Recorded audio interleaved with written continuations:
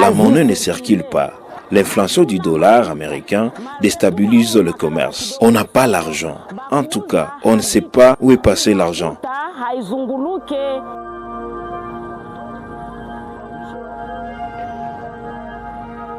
Auparavant, on rentrait à la maison à 18h avec quelques billets dans la poche, mais aujourd'hui, on ne trouve presque rien.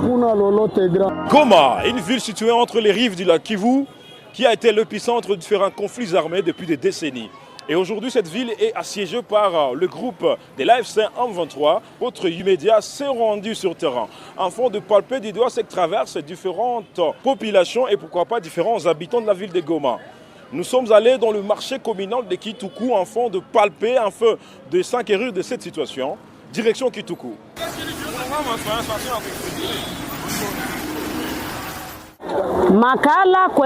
On y reçoit peu de marchandises comme il le faut.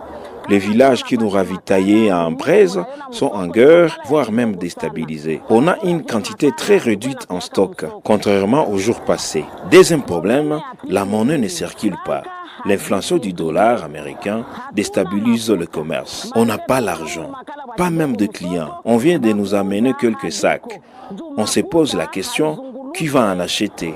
On a même du mal à payer nos fournisseurs. Cette situation crée des mésententes entre grossistes et détaillants.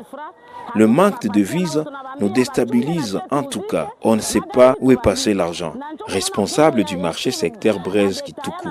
Bon, on ne peut pas dire que nous vendons comme d'habitude.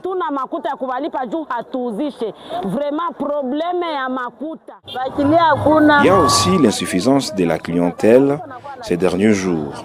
L'absence de vol et la Sabago n'arrivent pas à abattre des bétails régulièrement comme avant. La réouverture de l'aéroport de Goma devrait nous faciliter car sa fermeture a eu à paralyser notre commerce.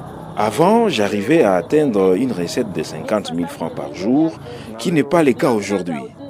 Réunir 30 000 francs, qui est l'équivalent des 10 dollars américains, et on a aussi des travailleurs à payer, c'est un grand défi, c'est un problème.